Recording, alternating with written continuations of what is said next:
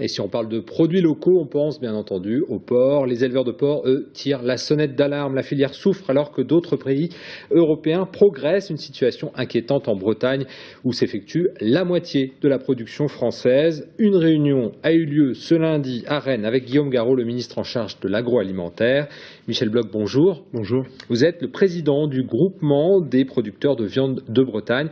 Et vous-même, d'ailleurs, vous êtes éleveur de porcs et de vaches laitières. Absolument. À Guiclan.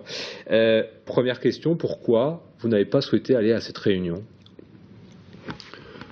Pourquoi j'ai pas souhaité aller à... Vous étiez invité à TVO déjà. Oui. Donc, en fait, je me suis fait représenter par un collègue également éleveur et président d'une autre structure qui fait partie de notre organisation, l'Union des groupements en Bretagne. Donc, il n'a pas été question du tout de bouder la réunion. Non. Mais vous pensez que c'est une grande messe où il n'y a pas forcément disons que, un espace de parole? Oui, disons que ce que la filière demande et ce qu'elle doit faire, nous l'avons déjà dit depuis plusieurs années à nos responsables politiques de droite comme de gauche. Donc voilà. Donc aujourd'hui, qu'est-ce que vous demandez justement? Voilà. Aujourd'hui, la production porcine a 3 défis essentiels à relever dans cette région. Le premier défi pour les éleveurs, nous sommes bien sûr dans des autorisations d'exploiter qui sont extrêmement complexes à mettre en œuvre par les éleveurs. Nous sommes dans un carcan administratif extrêmement compliqué, pénible et surtout très long.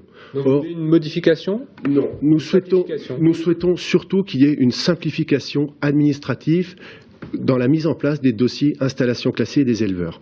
Donc nous sommes en négociation avec le préfet de région actuellement. Les choses n'avancent pas assez vite à notre goût. On doit avancer beaucoup plus vite pour donner de la lisibilité aux plus jeunes qui vont s'installer en production porcine demain. Sinon, certains se décourageront et donc la production risque de baisser encore plus. Ça nous inquiète beaucoup. Michel. Ça, c'est le premier point. Oui, très rapidement, alors les 2 autres points.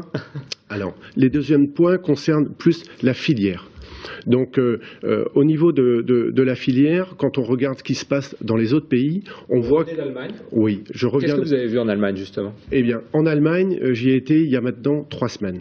Donc, visiter un abattoir, le plus gros abattoir de porc allemand.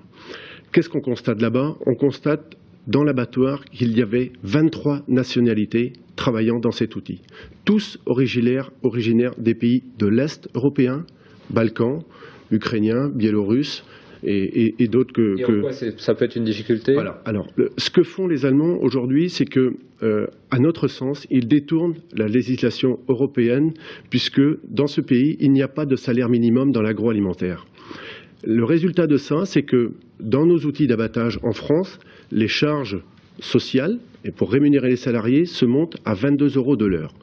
En Allemagne, les salariés travaillent à 6 à 8 € de l'heure. Donc ça 3 fait fois moins cher. 3 fois moins cher. Bien évidemment, et je le précise tout de suite, nous ne demandons pas à faire pareil en France. Il faut une harmonisation par le haut. C'est évident. Je veux quand même le préciser. Les salariés allemands soient payés autant que les Français. Exactement. Surtout dans un pays comme l'Allemagne, qui a le même niveau de vie que la France. Donc ça, c'est une distorsion qui crée un delta de compétitivité de 5 € par porc par rapport aux abattoirs régionaux, par rapport aux... C'est énorme, c'est énorme. C'est tout à fait important. Ça leur permet par moment de payer un peu mieux les porcs et surtout de les vendre un peu moins cher. Ce qui se passe aujourd'hui, c'est comme dans le poulet, c'est qu'on a de plus en plus d'importations de porcs en provenance d'Allemagne. C'est aussi pour ça que la filière demande avec insistance que le consommateur puisse faire son choix au travers du logo VPF, viande de porc française. Au moins là, il sait que c'est du porc de la région. Michel Bloch, très rapidement, il ne reste pas beaucoup de temps. Oui.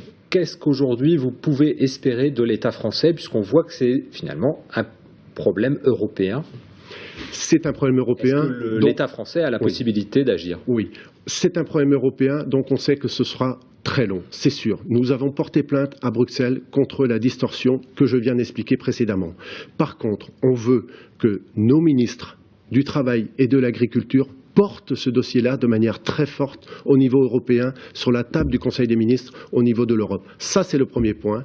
Et le deuxième point, à plus court terme, nous souhaitons que nos entreprises d'abattage des coupes aient des allègements de charges sociales pour leurs salariés, pour leur permettre de respirer un peu mieux, parce que sinon, la filière va perdre des emplois, et ça, ce sera négatif pour l'ensemble de la région bretonne.